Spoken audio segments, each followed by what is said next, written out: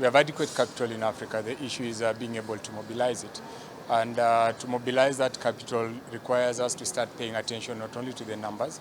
So for example, we've mentioned the fact that there's more than $700 billion of pension funding across Africa. So we need to start seeing this funding going into investments, infrastructure, projects, investment into businesses, and not just currently seated mostly in financial assets. So some of the data says almost 80% of that funding is actually seated in financial assets, including government bonds and all that.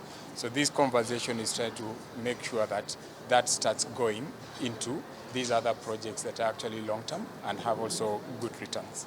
So we need to be able to look at how do we de-risk most of these projects. So it's not only risk, but also liquidity. How do we make sure that these projects, when they're invested in, they have adequate liquidity that will make the pension funds are happy to also look at them? So because the pension funds at the end of the day, they have a responsibilities to their pensioners. They need to be able to pay out these liabilities when they come due. So these opportunities have to make a return. They have to make economic sense, economic and commercial sense.